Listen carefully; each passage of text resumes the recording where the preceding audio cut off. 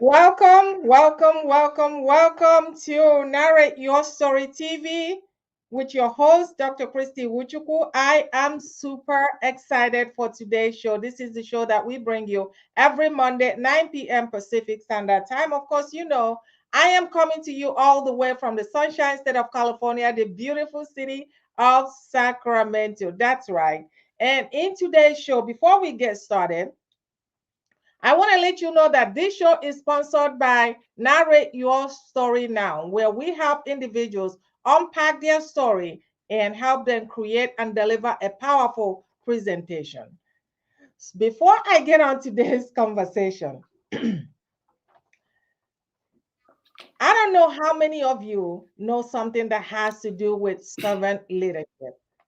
Now, we're not talking about just leadership, we're talking about servant leadership. And that is the person that I have brought to you today. So, who is my guest? He's coming to us all the way, that's right, from the beautiful continent of Burundi. I'm talking about Ambassador Nasasagare, and he is the current senior advisor of the president of Burundi in East Africa. He's been serving the office of presidency since 2025. Wow. And he is the founder and chairperson of Youth Coalition in Action. It's an organization that trains, mentors, and coaches young people to become servant leaders. He's also received several awards, including the Presidential Award, an award for Civility Icon Award for his work with the youth from iChangeNation. Please stay tuned as we embark on this discussion. It is your story, your voice, your conversation. And let's talk about it and welcome our guest, Ambassador Nasasagare. Please welcome to the show. Can you hear me? Thank you very much. Thank you very much. Awesome. I know you are so busy. I really want to take the time and thank you so much for taking your precious time with the work that you do and be here. So thank you so much. So we're going to dive into this conversation because our audience have been waiting. For those people that don't know who you are, I know in your country, almost everybody know who you are. But on this side of the country, we probably don't know who you are. And I've gotten the chance to talk to you in preparation for this from this TV today. So tell us who you are. Who is Ambassador Albert Nasasagare?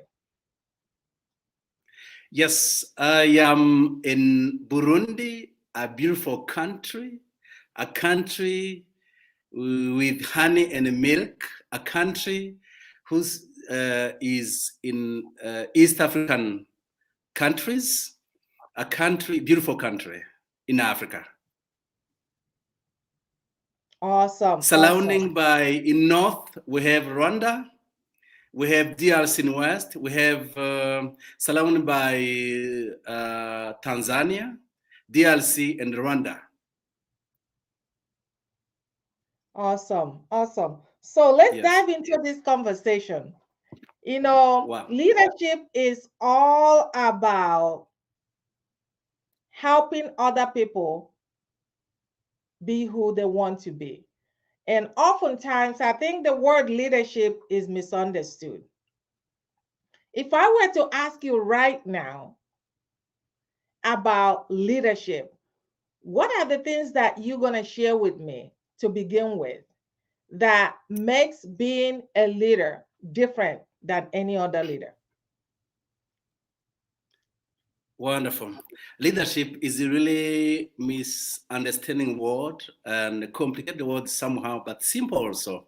To understand leadership, first is to understand yourself, because leadership starts by us to understand who you are, to know why God created you, why God put you in this earth, and to realize what God put in you and understand it and know that we are in this world to serve, not for yourself, but we are there, we are here with gift to serve others. That's the leadership. When you understand yourself and you know that God created you with a purpose, and you realize the gift God put in you, and you empower that gift, and you grow that gift, and you make available that gift for others. That is leadership.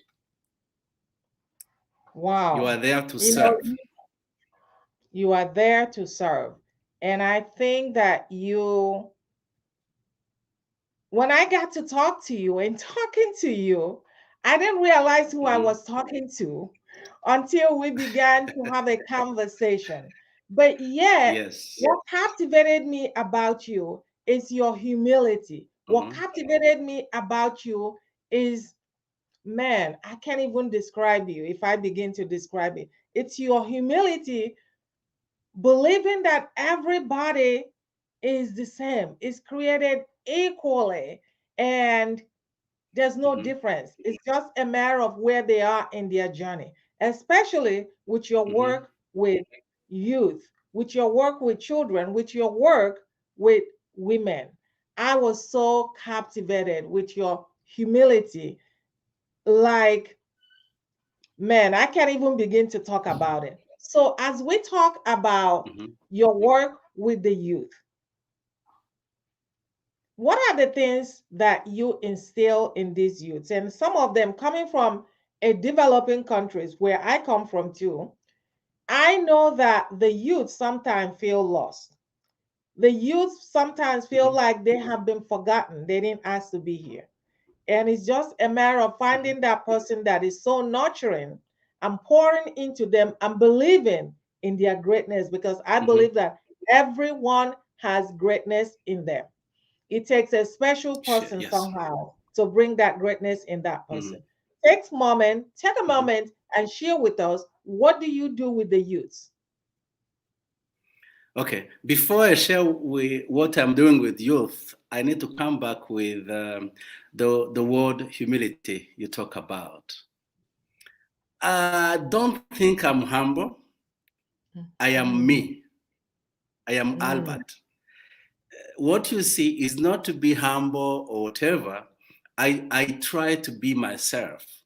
You know, to see someone is proud or humble, when someone is not humble, it's mean he never understood who he is and he tried to be someone else.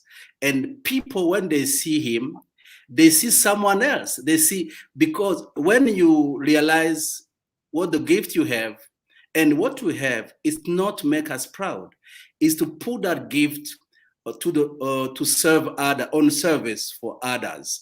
So when that's why people are made to see that that person is humble because he's himself.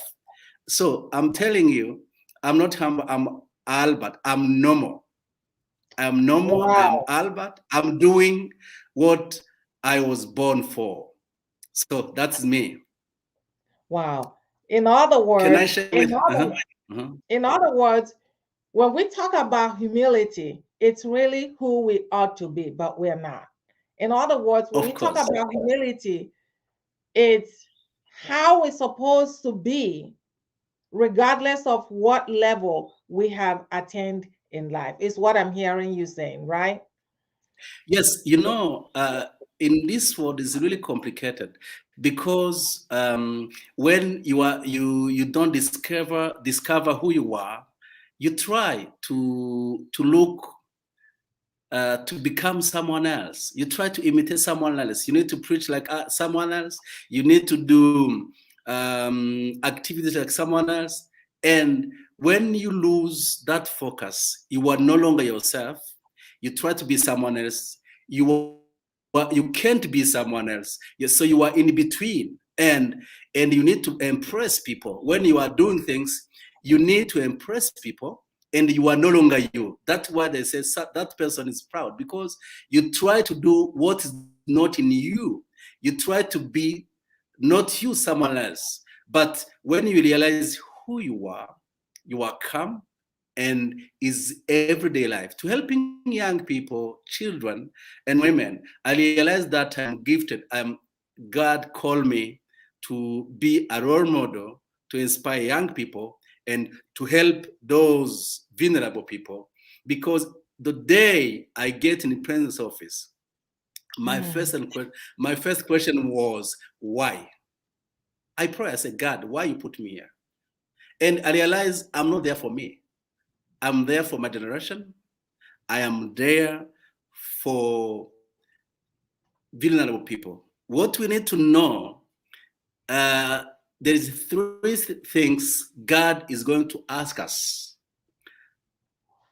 how we use our body, how we use our time, and how we use our resources. Why? I explain. This body, the Bible says, is the temple of Holy Ghost. We are the house of God, because God is spirit. He can't operate in the earth. He give earth to the human being. So he give this body, he put his spirit in us. We are nothing without God, but God can do nothing without us. So this body is very important. That's why apostles say that we have to take care for the house of God, because the day you die, you stop to operate in this world, in this earth, in this world. So second thing, God we ask us time management, our time. We are limited in time in this world. God give us days to live in this world with a purpose. So every day that's why the King David was praying, God, teach me to number my days, not to misuse my time. The other things, God, we ask us how we manage our resources. The money we have, the riches we have is not for us, is to manage for God. And the Bible says, when you give poor people, it's like you give loan to God. It's with interest. So what we have is not for us. And I realize in my life that what I have to take care for widows, orphans, vulnerable people, and those young people who don't have someone to assist, to teach them, not only teaching, but assist them in their need. You know, Does it make as sense? you are talking, go ahead. I mean, it makes perfect sense. It makes perfect sense. I want you to repeat those three things that you talked about. You talked about our body, and you talk about the time. And what is the third one? Our resources. Our resources. The money, our resources, yes. Oh, you know, I don't even want to go too far Wealth. in this conversation. I don't want to go too far yet. I'm coming to the rest of this conversation. But I want you serve the office of the presidency as a senior advisor of the president right now. And people may be looking at you. There's a lot of people that don't know who you are. But take me back. We talk about uncovering your uniqueness, which is the title of my compilation book. And we talk about bringing the best in people. And you talk about the fact that being humble is really who we ought to be. But let's take back, I want to go back to who you used to be and where this is all began for you. When you think you were telling me you were still in school, and then take it from there. And you had this vision. Wonderful. Wonderful. So I got saved 1999, exactly 28, October 28, this month. By the way, you can start to wish me happy birthday, because tomorrow in our time, it will be my birthday. So this month is very important month. Is the first birth, physical birth, it was October, and the spiritual birth, it was October 2. 1995.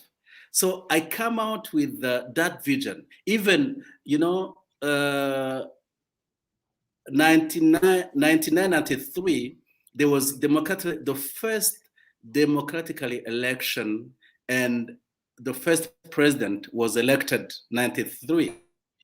So after 3 months, that president was killed,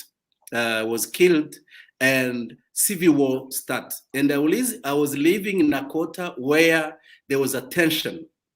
And that time, I was witnesses young people try to steal, to kill people, and but then come to me to start to gather young people to tell them, hey, what you are doing is like exceeding something.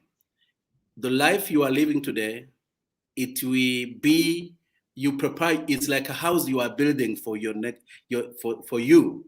So you are invest your future for your children and your generation, of course. And that time I start to gather young people to tell them not do this, but try to be use things, not violence. And local administration saw me, and I remember the local administrator came ask me, where you live? He came to see my father to ask him if he can allow him when there's meetings, they can come to, they can invite me. So my father said, no, I don't need him to be involved in politics. And the administrator said, tell him it's not politics. It's just, I found him with the good ideas to help others. So that's how I start. But the vision become big when I get saved. And I start to, that the vision of Youth Coalition Action born in 1999. I was sitting in my living room alone in the house, and I got a vision to empower, to equip young people to go in leadership, others to go in business. That's how it starts. So I continue mentoring young people, teaching young people, going to high school, to universities, to civil society, teaching young people. And they signed this fire agreement when the president, there was the fighters come to be in government. That's how president, so he was impressed to find a young man talking about leadership, about people. So he asked to meet. I start to meet with the president, and he was, when we are talking, without me any idea to go to work with him, because he writing my book note, if someone see me to ask a job, he can beat me, because I was telling myself how someone can pay me to take home my day, because during the day I do several things. So when you call me to work with you, it will be hard. And I had vision already. I was preparing myself to work, to serve the vision God gave to me. And then we be familiar little by little. When he became president, he was a third person before. He was Minister of Good Governance. And after a while, there was election, he became president. And when he became president, he asked me if I can send my bio, my CV. And I asked, for what? He said, I need you to work with me. So that's how president called me to work with him. And I tell him, to work with you, it means I will be in your political party. Second, and you know, I save all young people. I don't need to be in any political party. Second, I have an organization. I have a vision. That organization is my vision, my passion, is my life. To work with you, it's mean it's a tough job who will take all my time. And then he tell me, don't worry. I know you are a man of God. I don't need you to be in any party. I know who you are. I need you as you are. Second, I know you have organization. Your job will not take you the time for organization. When you have engagement with young people, let me know.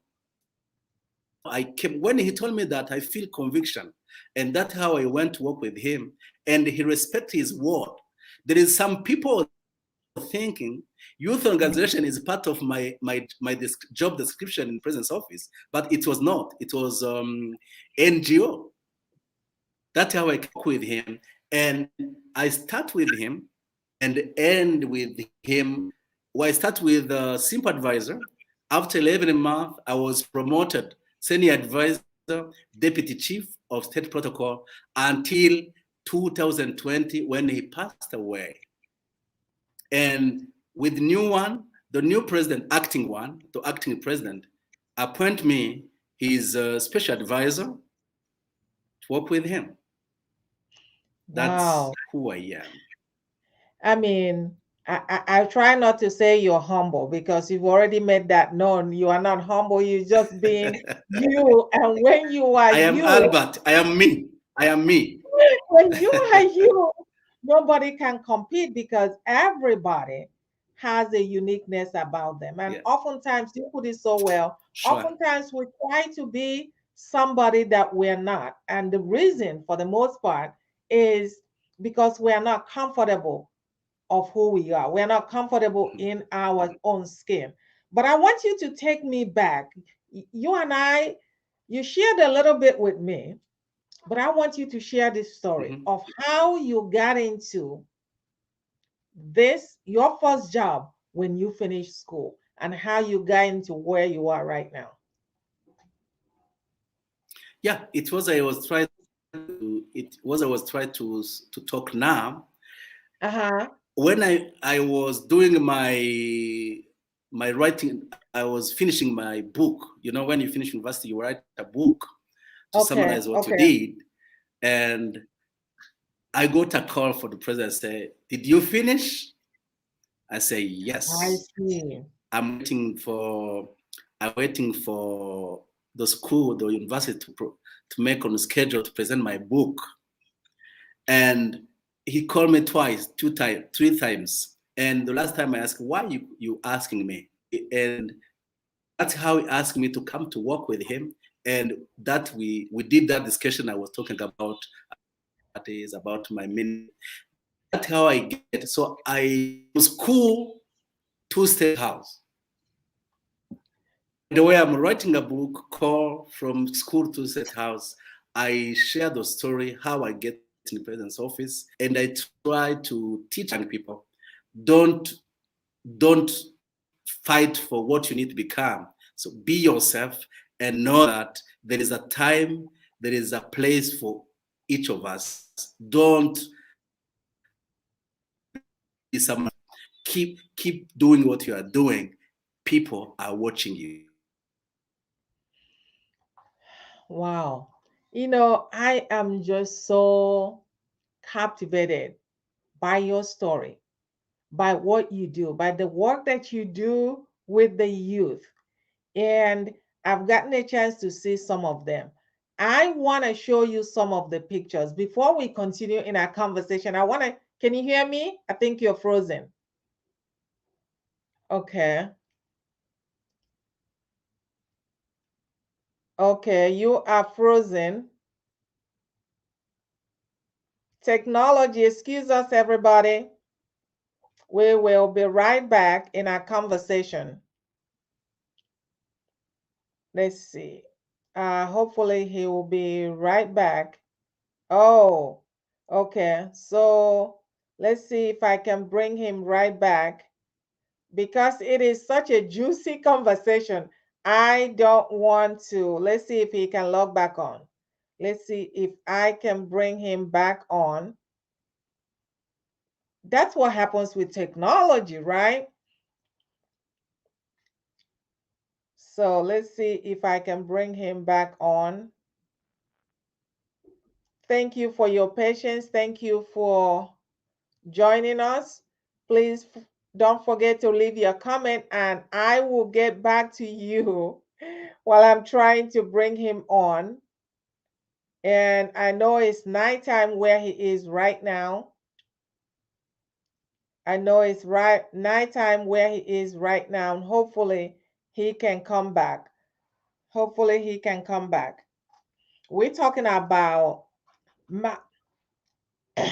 we are talking about mastering a servant leadership mindset. Right. That's what we are talking about today. And Ambassador Albert Are you there? I can't see. Hold on just a minute. Let me see if I can bring in. Our guest today was talking about how his vision, his purpose in life, even before he became the ambassador working for the office of the presidency right now as a special advisor, that he knew earlier on, even when he was still in school, that he knew that he was to serve people in a special way. He wasn't interested in politics. He wasn't interested in any other thing but giving hope for the youth, for the children, and for the women. And I think he's coming back on as I'm going to bring him on. Thank you so much Oh, for I'm very sorry. coming back in. Thanks for coming back in. I was just talking as I'm very sorry. I'm that's very okay. sorry. That's okay. That's technology. We just have to go. We just have to go with the flow. And as I was saying earlier Uh-huh. before Yes, your sir. okay, I want to show you some of the pictures I happen to pick from the Youth Coalition in Action. And Mhm. I want you to tell Yes. me or tell our audience, our listeners, what is going on these pictures. Can you? Okay, hold on just a minute. We hold on. Mhm.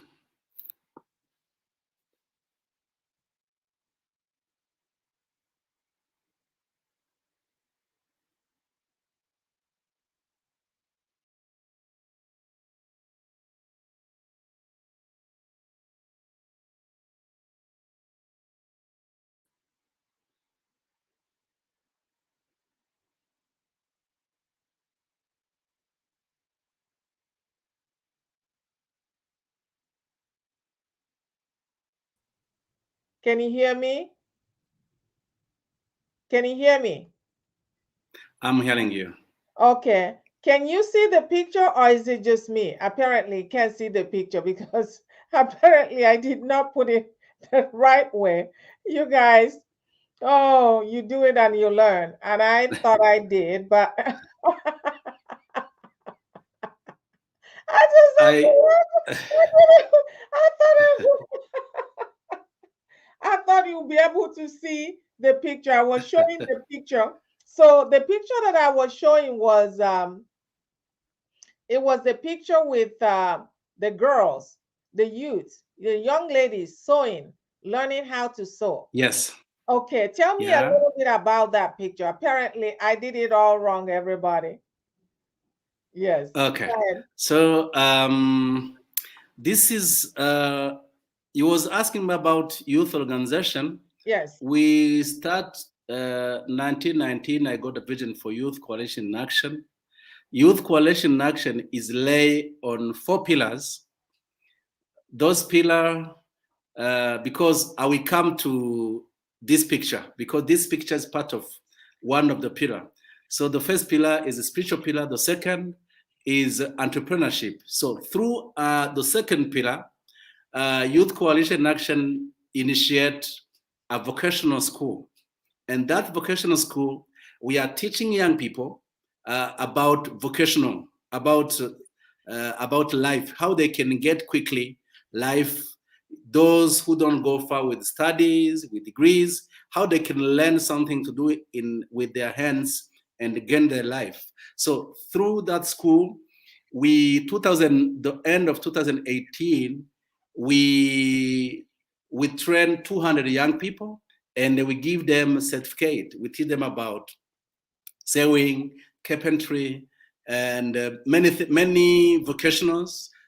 And then when they finish, during the training, we teach them about management, how they create their own businesses, their own small job.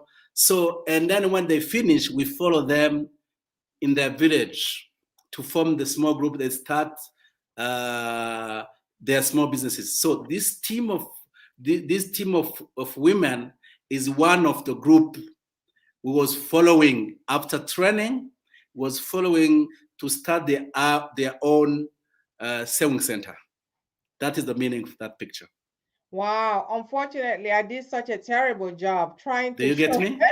Yes, I can hear you very well. Thank you so Are much. you there? Yeah, can you hear me? Are Can you? you there? Yes, I can. You can hear me?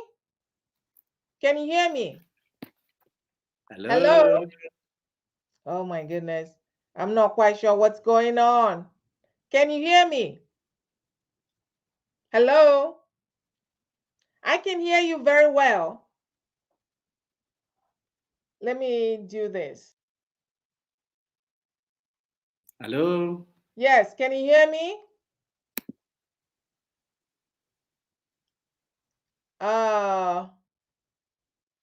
Okay, it is your internet. You guys, please excuse us today. We're having such a hard time. We are having such a hard time with this, and his internet is not connecting. And we're out again. We may have to end this sooner than we wanted to because the internet is not cooperating today with him. And that is to be expected. That is to be expected sometimes, and we just have to go with the flow. And thank you all for being here. Thank you for your patience. Thank you for joining us. And unfortunately, he is, I'm hoping for him to come back again one more time. Here he is. You guys, thank you so much. Oh my goodness. Here is His Royal Highness. Thank you so much for joining us, His Royal Highness. I appreciate your patience, and we're having such a hard time with this. Can you hear me now? I'm hearing you very well. What's happened? It's me or you? It's on your side, but that's okay. Oh my, I oh think my goodness. that's okay. I Don't worry about it. apologize. That's okay. Don't worry about it. I think Mm. people understand that sometimes technology has a Yes, mind of yes. its own, especially if Sure, you're not sure. doing Yes. it right here in United States. Mm-hmm. So thank you so much for Mm-hmm. coming back. As we continue this conversation, you're talking about the Youth Coalition in Action and the Yes. vocational school that you started with them. I got a chance to see the picture of the school and the individuals. I didn't do a good job. I did not do a good job pulling the pictures. But one of the pictures that I saw was the picture where there were kids with school supplies that Mm-hmm. you gave them. Can you talk a little bit about that? And we'll come back to talking about the women as well. But let's talk about the youth. Wonderful. So every September, you know, my village, I realized that not many people attend the schools. Kids, you found they come from poorest family. And every September, as Youth Coalition Action, we provide school material and we go there to supply school material for families surrounding the school. So the picture you saw, it was the distribution for school material for those kids in my village. Wow. And you know, Yeah. and you do all of this. Okay, I try not to go there. You do all of this by yourself and your wife, right? Your wife's Sure. help and your help. You do all of it. And as I saw those pictures, almost in every picture I saw, whether it was in the classroom, whether it was in the job facility where you are teaching them how to build things as a carpenter, you were there all the way. What was the mindset? What was the mindset that you had to develop as a servant leader to do what you do? Because it doesn't come easy. What was the Sure. mindset It's for not, you to serve in that yeah. capacity? Before I come to the mindset, what I'm doing there, it's not me do all those things. When you saw my picture in classroom, in carpentry, and it's when I visit to see how they are doing, I show them even me, I can try to do. I show them I'm able also to do. It's not cheap things they are doing. It's for life. Even me, I can learn everything. Is to empower young people and to give them hope, to show that what they are doing, I am with them. Otherwise, we have trainers in the sewing, trainers in the carpentry. It's not me who train people. It's to go there to see how things are going. It's not you who trains people, but the motivation alone, being from her level, coming down to their level, I know that it gives people hope that if he can do it, if he can get out of school, as you eloquently said, and walk into the president's office and become the advisor of the president without campaigning for it, without anything of that sort. They basically sought you out because of who you are, right? And you coming from that level as a servant leader, coming to their level, gives them a lot of hope. If you can do it, they can do it. And that's what I admire so much about the work you do. Now let's talk about the work that you do with the women. As you know, I serve women, helping them unpack their story and help them create and deliver a powerful presentation. And I can tell you, it really is a joy when I get to work with these women.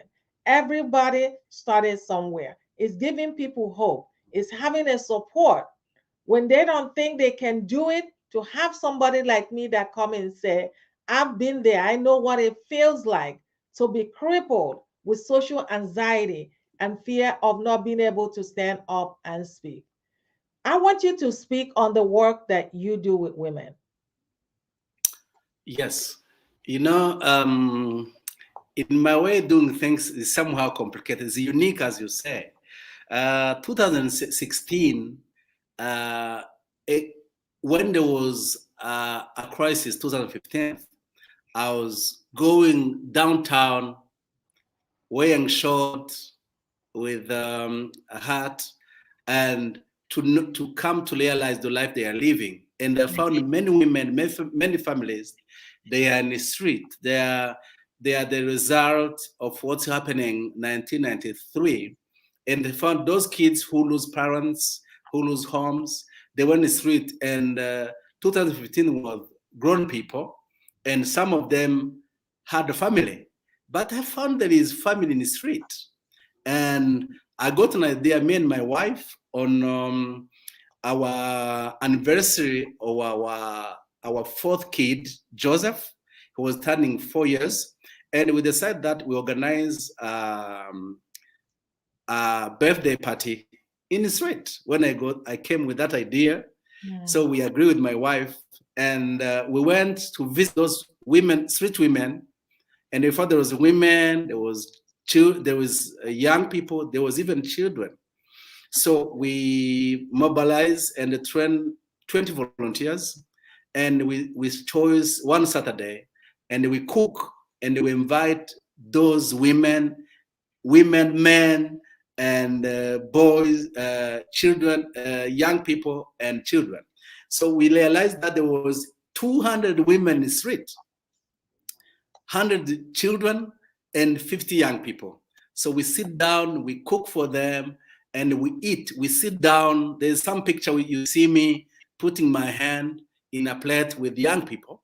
Yes. And me, I was eating with young people. My wife was eating with women, and my children was eating with those children. And other young people, our volunteers, was sitting, and we spend the whole day, eat with them, talk with them, to tell them, look, help us to understand how we can help you, why you are begging in the street. Because we found many women was begging in the street. And there we found those women, we put them in a group, and we start to train them.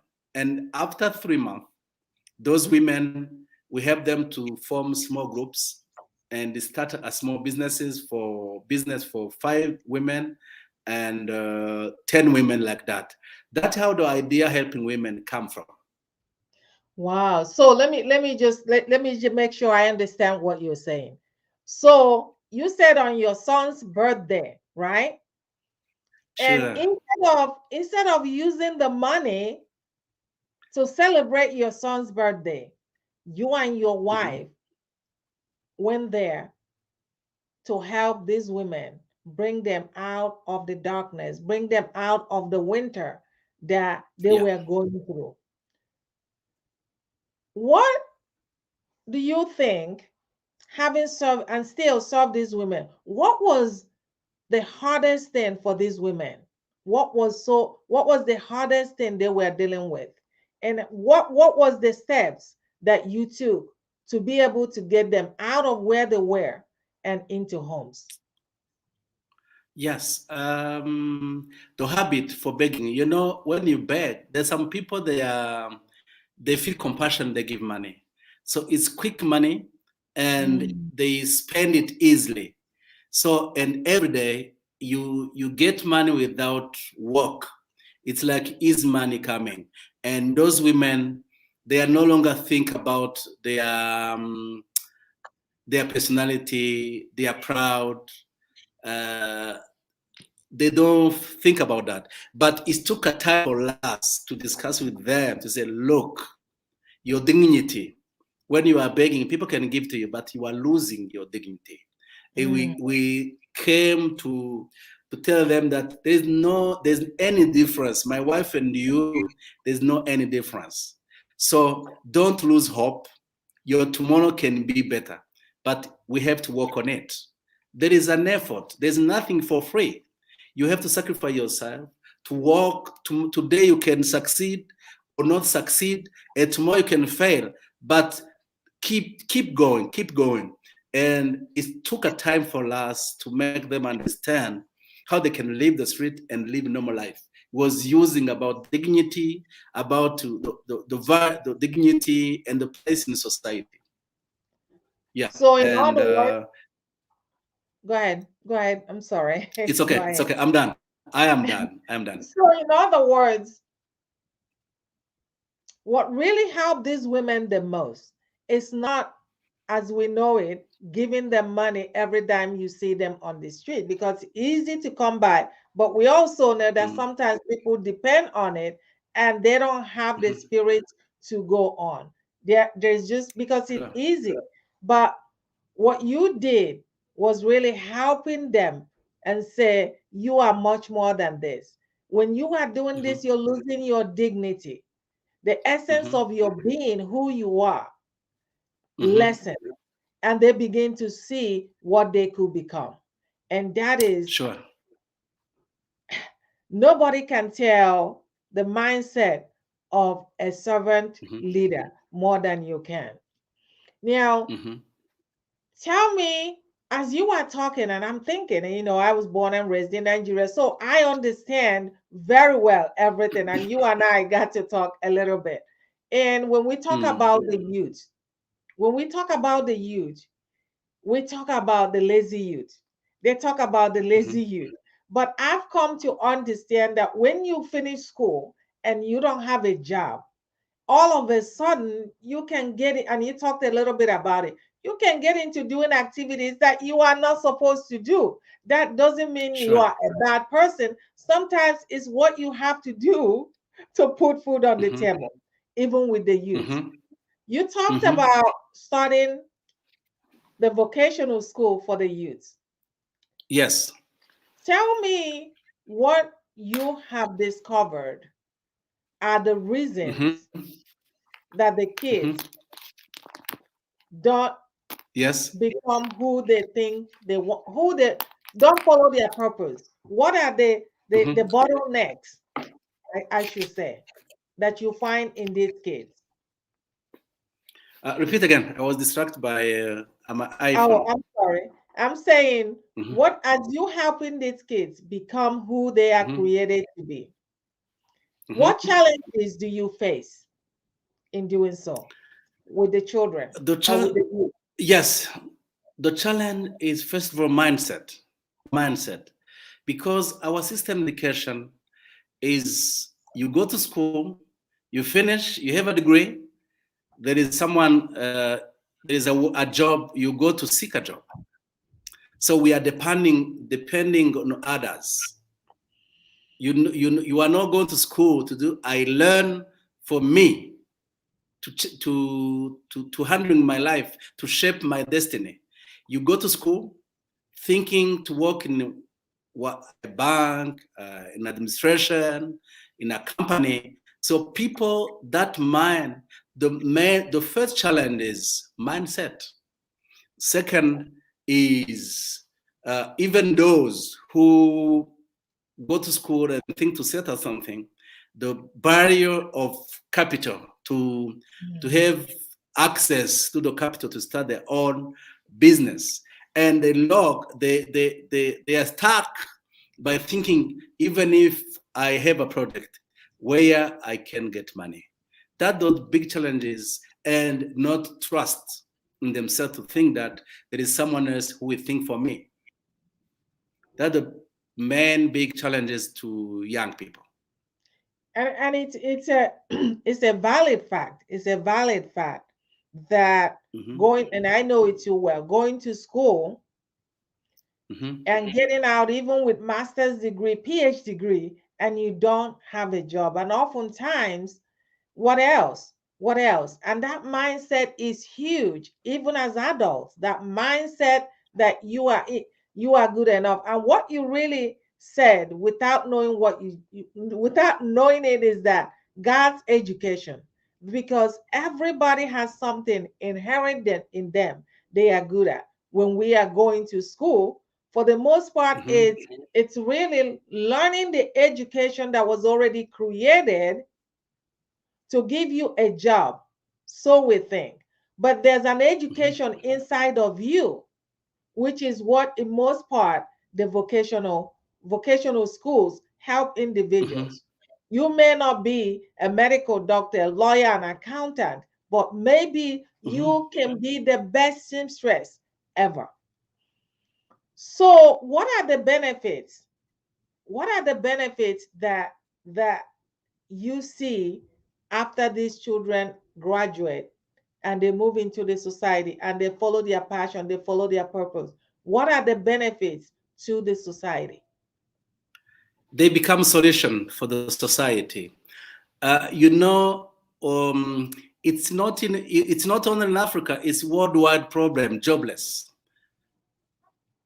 Now it's like a culture, everybody to go to school. But in our countries, we have a lot of school. Every child have to go to school, but the job creation is not follow. There's no companies create on speed of school creation. So me, in my understanding, I think vocational school is a solution for the society. That's my motivation even to bring a vocational school. For my first vision was not a vocational school, but 2016 again, I realized when I visited administration, I realized in only one community there was more than 500 jobless graduated young people. I say, oh my goodness, how come? And I found those young people, they are danger in the community. Imagine in one area, there is more than 500 jobless graduated young people with that expectation that they went to school, one day they will get a job. There's no job. That people become a danger for the community. And I realize that they are jobless, they create insecurity, so they are the parasite, they are the problem for the society. And again, I decide through youth organization, we organize a workshop for 3 days. We gather 800 graduated young people jobless. And with local administration, we went with two messages. What is very important, how this could come in that idea. So I tell them, guys, I come with two news, the bad news and good news. Let's start with bad news and end with good news. The bad news is there is no job. That's bad news. Yeah. You was waiting a job, there's no job. And it's very easy to see your village. how many schools are there, how many graduates, but there is no any company can hire you there. So there is no job. Second problem, second bad news, there is no one think about you. No one. Even your parents, when you were at school, they were selling God a piece of land for you to go to school. But the day you graduate, they say they are waiting for you. If they sell a small plot of land, they're waiting for you to buy a big land. If they sell a goat for you to go to school, they are waiting for you to buy a cow for them. So they stop, even parents stop to think about you.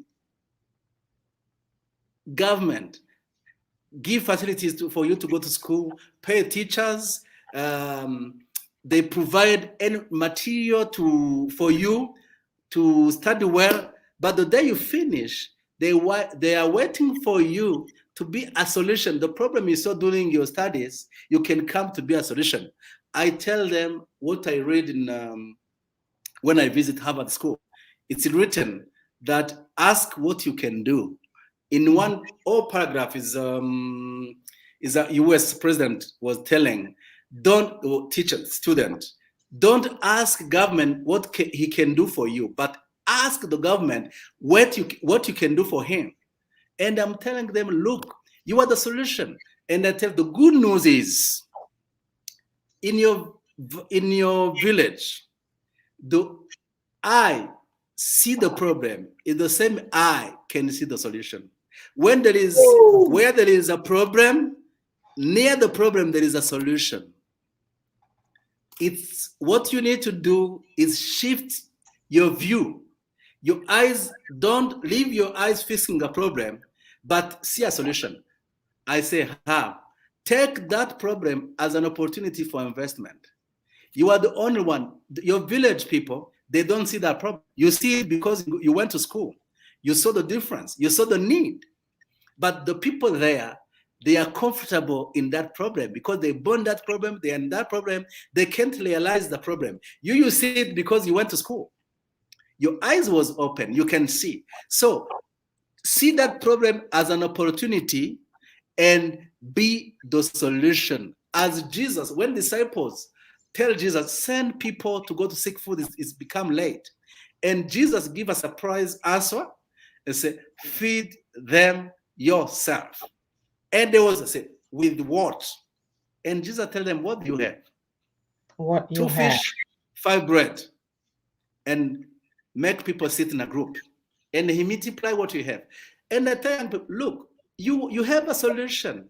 You are the only one see what is lucky, what you don't have in your village. It's mean. You are the solution. Create that one. And we sit down, we did a business plan. So now there is no shop. So try to sit down, do a business plan, you become the solution for the village. And I was surprised that time. After 3 days, they form 43 groups, what to become small businesses in the future. And I give them a homework to go in their villages to see what they write. Their business plan is matched with the need for the village. And we give an appointment 1 month after. So when we came back, it was surprisingly, they realized the need. They were so excited. So we did again 2 days, correct the business plan. They started their own business. That's why I was awarded even last year, July last year. Because in a short time, those young people, they move from to be a problem for the village, they become solution. They create many jobs. There was job creators and there was job giver. They become a solution for the village. You know, I'm smiling because I so understand what you are saying. I understand what you are saying. Sometimes, even those of us that went to school, you go to school, we are looking for not necessarily the path, follow your passion, your purpose, but oftentimes it's the job that will get you money, that will get you hired, that will put food on the table. And sometimes Yeah. see people at the end of their career, they are getting into a job that they really, really like. And when you talk about, and I think as you were talking, I'm thinking, I imagine myself being this youth. And when you are given the opportunity to take part in your own life, and that's exactly what you were doing, you are giving them the opportunity to be a part of the solution. All of a sudden, Mm-hmm. their mindset shifted from being a Mm-hmm. victim to being the person that has a solution to help Sure. his or her own people. Can you imagine what that does to their Mm-hmm. mindset? Can you imagine Sure. how happy they feel? Can you imagine other jobs? And you talk about they help create other jobs. You started with 200 students, and Mm-hmm. talk about what has those 200 people been able to do because they got Yes. out, moved to the village. Yes. The day for graduation, we made an announcement that we are now moved the school from the buildings to the village. It's mean we Wow. left the buildings, we went to the village school. We follow those young people in a small groups. Is where you see me with pictures, with carpentry, with sewing, with many. We went to empower them, to coach them how they can create and how they can create jobs for themselves first to gain their life and to bring others. So, surprisingly, in only 1 year and a half, those 200 young people become 3,000. It's mean they create a Wow. job, they produce another young people until they get more than 3,000. That's why even last year, President awarded me. He was mentioned that. That's why you were Yes. awarded the presidential Yeah, sure. award. Well Yeah. deserved. Well deserved. I was awarded for two reasons. The first reason was to be faithful to the president, late one, from the beginning to the end.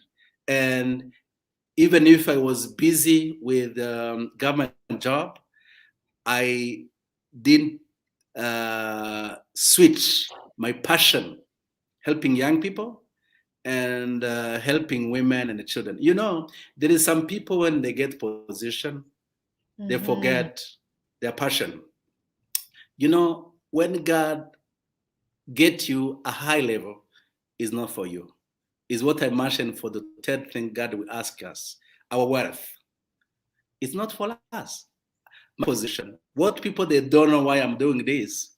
My position is not for me. Is to serve my passion. God give me a high platform to achieve more, not to make my own kingdom, not to build myself, my family, but God give me this position to have a high platform to serve more, to reach more people. And I'm smiling as you're talking because you are an example of what it means to be a servant leader. To give Mhm. all of yourself, the best of yourself, so that you can Sure, get the best from other people. To sure. give the best of yourself to others so that you can Mhm. receive the best from other people. And I know it hasn't been easy. Absolutely. I know it has not been easy because it was even hard to get you here today. You were doing serving, still serve till you go to bed at night, right? I want you to take a moment and I want to say hello and thank you for our viewers. Thanks for joining us. Drop your questions. Drop your questions. I want you to take a moment and look at that youth right now. Look at that woman right now that is begging, still begging on the street. You talked about serving 3,000 villagers in the rural area by washing their feet. I can't even imagine that. I got to see the pictures. I couldn't even imagine. Oh, so now you're out again. Okay. So let's see. Well, we are coming to the close of this conversation and he's out. And hopefully he'll come back one more time so that we can close this conversation. You guys, please excuse us. This is coming from international, and sometimes we get into the problem of having problem with our internet. Please excuse us. And I'm gonna wait for him for a few minutes to come in. And if you have any comments, thank you for joining us, His Royal Highness, Sir Clyde Rivers. And he says, great leadership. Of course, he is a great leadership indeed, a great servant leader indeed. So let's see if I can bring him back. And then we're gonna get into closing the conversation. Let me see if I can bring him back. I think he's coming back now. Let's see. Okay. Let's see if I can bring him back. Again, thanks to everyone for joining the conversation. Don't forget to leave your comments and I will get back to you. He is back before. Don't worry about it. It's technology. Don't worry about it. Don't worry about it. Thank you for our guest.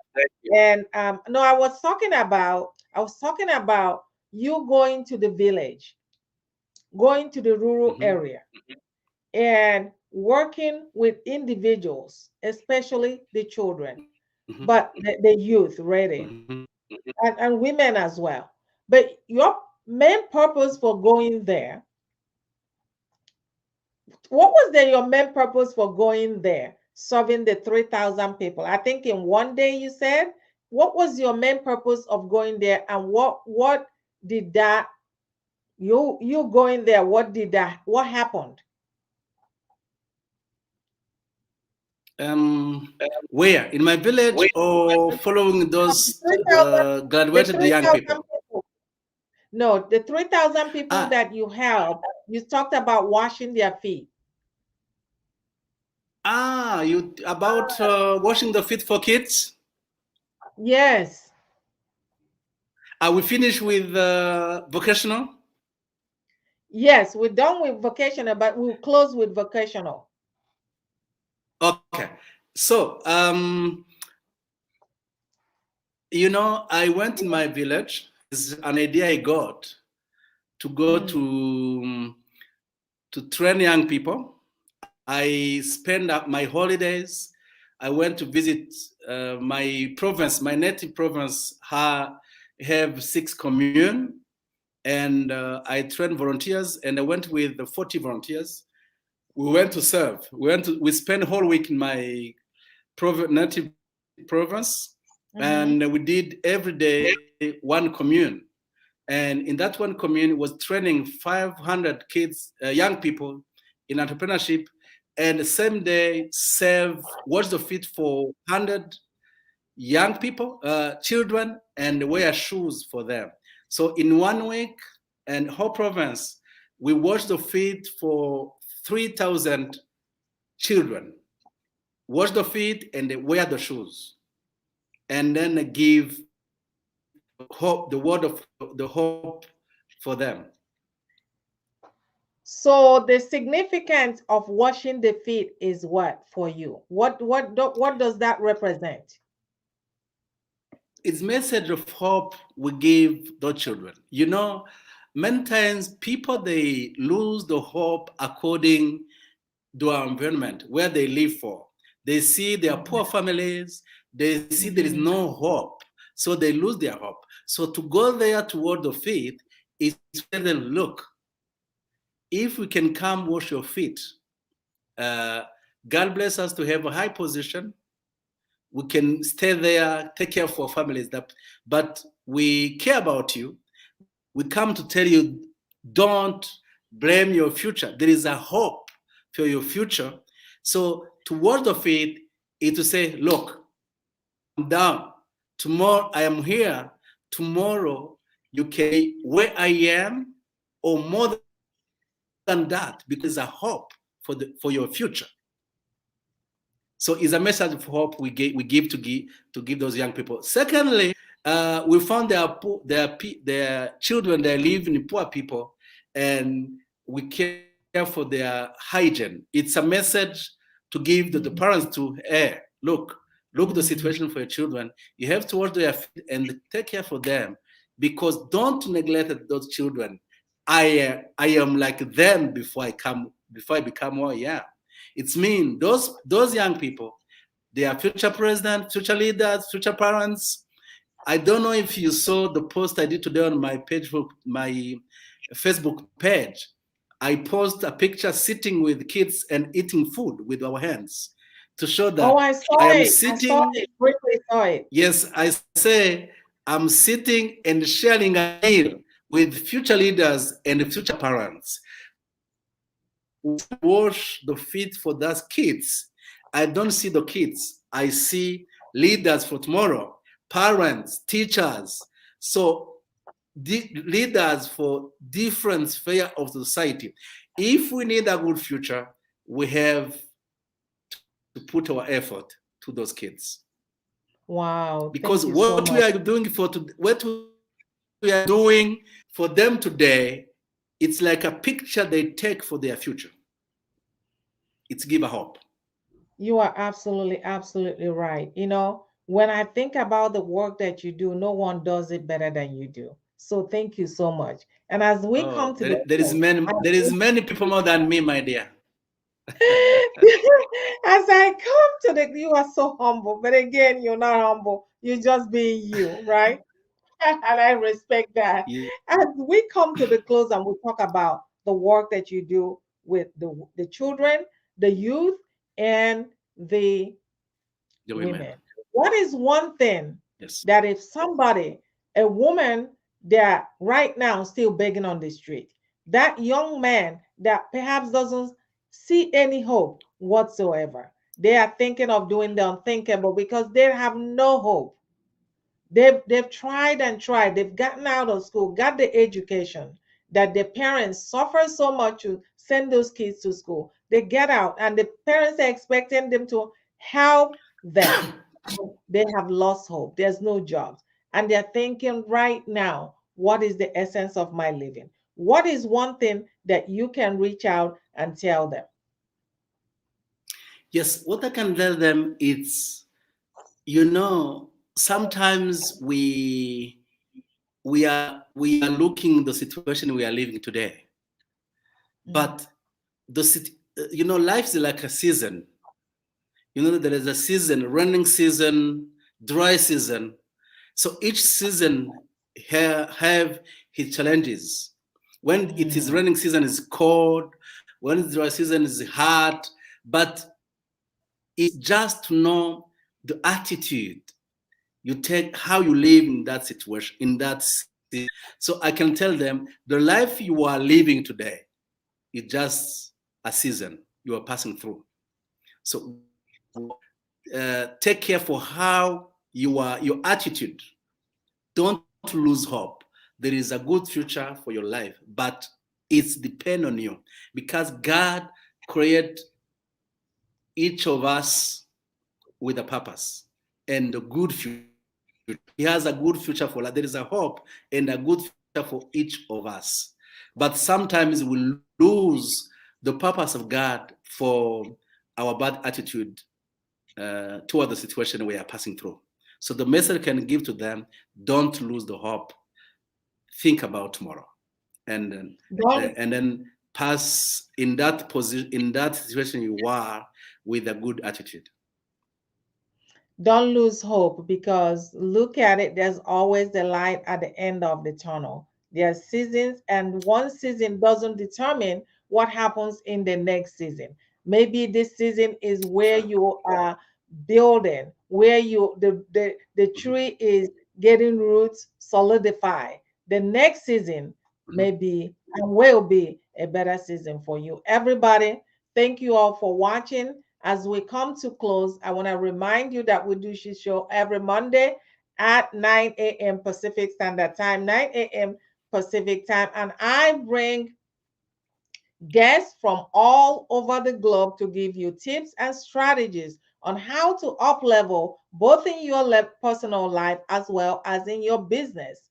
And don't forget, this show is sponsored by Narrate Your Story Now, where we help you unpack your story. We help you with your presentations, creating a presentation skill and delivering a powerful, powerful presentation. And I'm going to put a link for you to contact me if you want to learn how to narrate your story. I'm also going to put a link for our guest to follow him on his social media. Until next time, I just want to thank our guest. Thank you so much for your time. And for our listeners, thank you so much. And join us again Mondays at 9 a.m. Pacific Standard Time. Until next time, bye, everybody. Thank you. Bye.